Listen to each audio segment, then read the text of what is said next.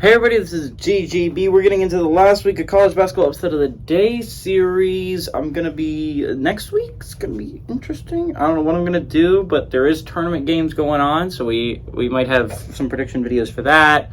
I know for a fact, like I do every year, I'm going to do my my Selection Sunday stream. Probably, I'll be home in time, I believe, so... So let's go over what happened yesterday. The one major upset that we had, it wasn't really a big deal, and actually they were favored, technically speaking, but by College Basketball Upset of the Day standards, it is technically speaking an upset. We have Maryland beating number 21 ranked Northwestern. Now Maryland's 21st ranked, but Maryland's win, coupled with a Michigan win, means a four-way tie for second place. Unfortunately, if you're an Illinois fan, you're lamenting because the loss to Ohio State yesterday means that you could have been part of the tied for second game. You could have been right there, but unfortunately now you're a game back out of second place with only 2 games left to go on the schedule. It's not impossible to get there, but it's seeming more and more unlikely by the day if you're an Illinois, Iowa, or Rutgers fan. Rutgers got a big win yesterday.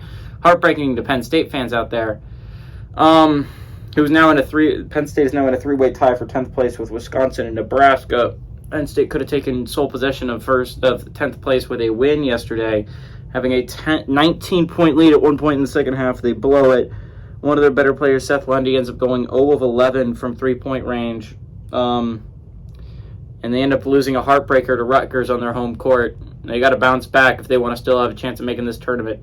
Anyways, big win by Maryland means there's a 4-way tie for second place with Maryland, Indiana, Northwestern, and Michigan. We're going to see how that shakes out, but one of those 4 will be left in the 5 spot, and we're going to see how that shakes out down the stretch. Big, important games this week for all 4 of those basketball teams.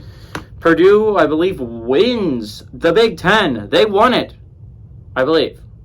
No, I think they have 2 games left. I think they win at least a share. They won a share of it by Northwestern losing yesterday. One more win, and they win it outright. So, important games coming up for Purdue as well. Anyways, we got one game going on today. We got 9 o'clock. Number 7 Baylor is 21-8, traveling to Oklahoma State, who's 16-13. This is a pick'em game on ESPN. Let's go over what can happen. Baylor with a win can move to 11-6 and pass Kansas State for at least the time being, and be half a game out of second place for Texas. Now again, you would need Oklahoma to beat Kansas State on Kansas State's court, and that seems unlikely. Texas is on Wednesday. And Texas is traveling to TCU. You could hope that they lose that, but at the very least, you are a half game out of second place if you win today, if you're Baylor. And you can just watch the games on Wednesday and pray that they unfold the way you want. Oklahoma State, on the other hand, puts themselves in an interesting position. They are 1 game back right now out of a tie for 5th place with TCU and Iowa State. Oklahoma State, with a win, will only be half a game back and could possibly be tied for 6th place if Iowa State loses to West Virginia today. And you're also going to be watching that TCU-Texas game rather closely if you're an Oklahoma State fan. If with a Baylor loss, they fall to 10-7, it seems unlikely that TCU has a chance to catch up to them or Iowa State. They would both have to win out, and Baylor would have to lose out, but it's still possible. And if you're a TCU-Iowa State fan, that's what you're rooting for tonight. Kansas State fans also interested in Baylor's downfall. You want them to fall there. Oklahoma State with a win can move to 8-9, half a game back again on Iowa State and TCU, and you could hope those things go your way tonight and on Wednesday night when TCU plays Texas. If you're Oklahoma State, you can technically be taught. If you fall tonight and West Virginia beats Iowa State, they're 6-11, you're 7-10. There's only 1 game remaining. Best West Virginia and Texas Tech can do is tie you. To be fair, I don't know how those tiebreakers work out, but if you win in your Oklahoma State, you cinch up at the very least. You will not be an 8 seed or lower. You will be at the very least minimum the 7 seed in this conference. Important game for Oklahoma State.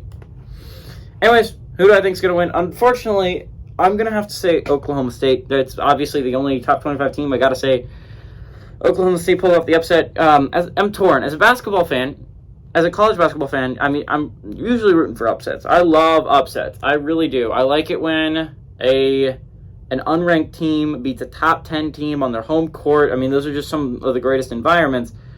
But just unfortunately for me, I'm torn also as a Penn State fan, because as a Penn State fan whose team's very much on the bubble right now, listed as the second team out, you want teams ahead of you like Oklahoma State and West Virginia to start falling. And this is an important one to fall for you if you're Penn State. So unfortunately, I'm going to have to say it. I'm going to go with Oklahoma State to win here. I'm actually not going to root for them to win, but I'm going to go with Oklahoma State to win here. Everybody's GGV saying, just everybody's GGV saying adios amigos. And as much as I'd lament to say, go Cowboys.